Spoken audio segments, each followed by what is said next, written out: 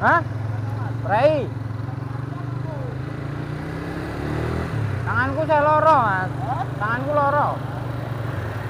Iki lho loro. Bal-balan to napa?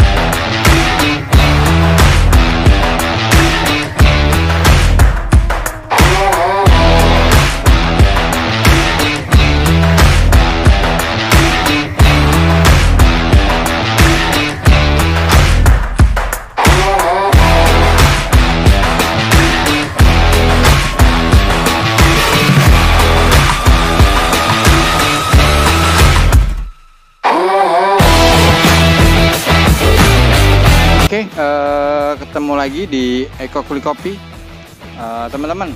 Kali ini saya mau review singkat nih pemakaian AREM R25 di Old Fiction ya. Jadi plus minus pemakaian AREM Old Fiction selama 1 bulan ini. Jadi beberapa masalah yang kemarin saya temuin bisa jadi pelajaran buat teman-teman ya. Apa yang harus diantisipasi terlebih dahulu, jangan sampai timbul masalah setelah pemasangan.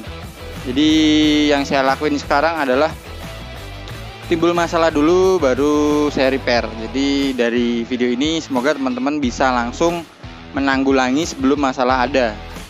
Jadi nggak perlu repot-repot bolak-balik ke bengkel ya. Jadi plus minusnya apa aja, yuk kita lihat dulu yuk. Oke, minusnya dulu ya, minusnya aja dulu. Yang jelek-jelek aja dulu ya. Yang manis, yang plus nanti di belakang. Minusnya pertama, saya informasikan dulu ya teman-teman ya. AREM R25 ini saya beli second. Jadi yang katanya dari order awalnya itu udah PNP ke Old Fiction. Tapi ternyata setelah saya bawa ke bengkel, konsultasi ke bengkel, ternyata banyak yang harus dirubah dan nggak PNP gitu loh.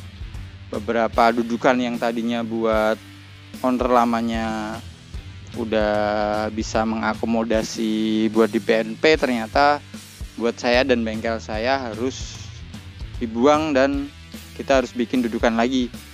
Jadi buat teman-teman yang kebayang pengen AREM R25 dan bisa langsung plug and play atau tanpa rebahan, jauh-jauh deh pikiran itu. Jadi yo kudu akeh sing dirubah, nggak cuman dudukan tapi beberapa part juga harus dirubah.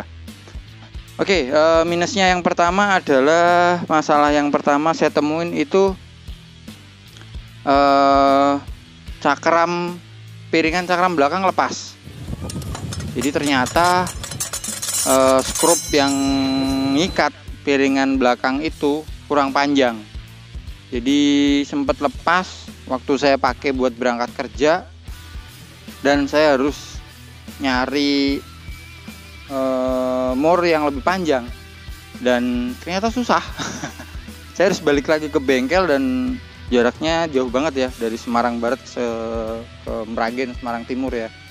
Jadi saya harus jalan pelan-pelan karena kalau dengan keadaan piringan yang lepas, saya bawa motornya kenceng nanti bisa nyepit dan bisa ngunci. Jadi itu yang pertama, teman-teman harus antisipasi mur dari piringan belakang ya. Terus yang kedua, sprocket atau gear belakang. Oh ya, saya pakai velg merek Axio yang ukuran 4,5 inch, tapi ini sebenarnya peruntukannya buat Honda series. Jadi itu biasa dipakai buat JL Pro, Mega Pro, Tiger.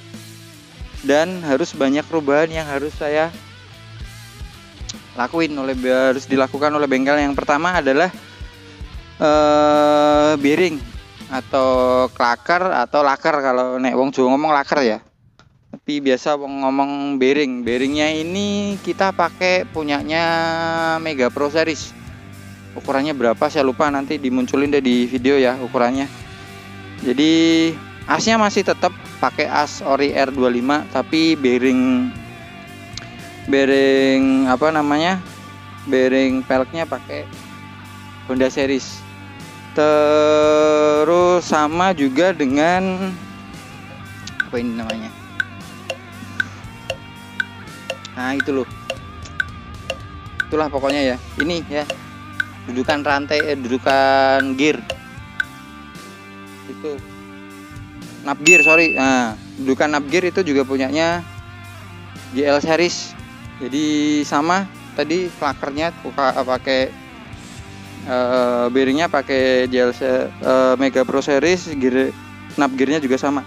Terus gear belakang itu orinya punya Vision tuh 41 tit, dan itu lemot banget ya, karena saya pakai ban ukuran 180/55. Jadi emang ban belakang yang tadinya cuma 120 dengan velg yang hanya ukurannya 3,5 melar jadi 4,5, dan ban melar jadi 180/55. Berat banget, akselerasinya lemot ya. Jadi teman-teman harus mikirin ganti gear juga. Gearnya saya ganti sekarang pakai ukuran 46. Jadi dengan gear 46 ini akselerasi bawahnya lumayan lah. Sekarang cukup enteng, tapi yaitu akan mengorbankan akselerasi di RPM tinggi. Jadi yang buat kebut-kebutan motor dengan gaya Street Fighter gambot ora cocok ya, gak cocok. Jadi kudu sabar nih jalan ya, motor lemot. Terus rantai otomatis harus diganti dengan yang lebih panjang, karena ngaremnya juga lebih panjang. Jadi rantai ini saya pakai ukuran 428, panjangnya berapa saya lupa, tapi ini sempat ditambahin satu mata rantai ya sama bengkelnya karena kurang panjang. Karena waktu itu ganti gear dia harus mundur lagi karena gearnya lebih gede.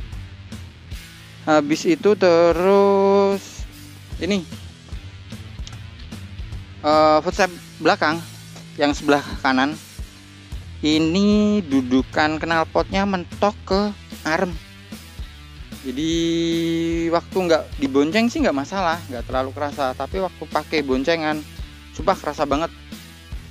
Jadi dia kerasa mentok, terus memang harus diganti dengan yang lebih bukan harus diganti sih, mau nggak mau kita harus benggang footstep belakang dilebarin keluar. Jadi kemarin dibenggang langsung sama bengkelnya pakai linggis langsung ya, nggak pakai las-las, wah barbar. Pakso and pukul ya pokoknya. Terus habis itu kemudian footstep ini juga harus dilebarin. Jadi footstep depan ini dikasih ganjel ya, di ganjel belakangnya biar dia lebih keluar lagi. Kalau enggak ya sama, dia akan mentok ke arm. Minusnya itu aja sih minusnya ya. Jadi minusnya yang pertama ganti mur cakram belakang, mur kaliper belakang, mur piringan belakang ya. Itu yang pertama. Yang kedua, sprocket atau gear diganti dengan yang lebih besar, dengan ukuran lebih besar biar akselerasi di bawahnya, RPM bawah lebih menggigit ya, akselerasinya lebih bertenaga. Yang ketiga, footstep belakang harus dibenggang keluar biar nggak mentok. Yang keempat, footstep depan juga sama, harus diganjel biar dia lebih megar dan nggak mentok lagi ke arm. Itu aja sih. Sekarang ke plusnya ya. Untuk plusnya yang utama sih penampilan. Secara look, secara penampilannya dia akan kelihatan lebih panjang. Wheelbase karena arm R25 itu lebih panjang, wheelbase-nya dia akan lebih mundur ke belakang. Dan secara look, jadi buntut ini ban belakang akan lebih keluar, akan lebih panjang dari ujung buntut motor saya ini. Jadi otomatis itu akan mengesankan lebih sporty buat saya. Nggak tahu yang lain ngeliatnya gimana ya. Jadi buat saya dengan ban yang lebih keluar, dia akan lebih kelihatan sporty. Kayak Moge kan ban selalu lebih panjang ketimbang bodinya. Terus yang kedua, ban dia lebih lebar. Jadi buat teman-teman yang senang dengan modifikasi ban lebih gambot, arm R25 ini punya banyak space untuk bisa dijejalkan ban dan velg yang lebih lebar. Ini 5,5 pun masuk sebenarnya. 5,5 tetap masuk, tinggal nanti knob gearnya kita ganjel aja atau pakai knob gear yang lebih panjang. Jadi dengan ban dan velg yang lebih lebar, otomatis motor akan lebih padat dan secara look dia akan lebih gagah ya. Terus yang ketiga adalah shock belakang sedikit lebih empuk. Jadi nggak kerasa keras lagi shock friction yang belakang ya, karena dia lebih panjang. Jadi shock belakang pantulannya akan lebih empuk.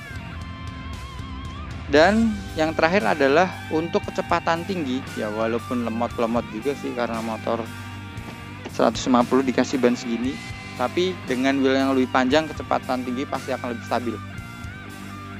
Sorry ya burung tukumbah, motor belum dicuci karena dicuci hujan sel kata ngabisin duit. Ya udah gini aja deh, yang penting poin yang mau saya bagi, saya mau share ke teman-teman bisa nyampe, dah itu aja sih. So itu aja sih buat teman-teman yang pengen memodifikasi Vixion R15 pakai arm R25, apa-apa yang harus diantisipasi, plus minusnya yang nanti didapat dari penggantian arm sudah saya share ke teman-teman. Jangan lupa komen, like, share, biar channel ini bisa lebih berkembang lagi ya. Oke gitu aja, thank you teman-teman, ciao.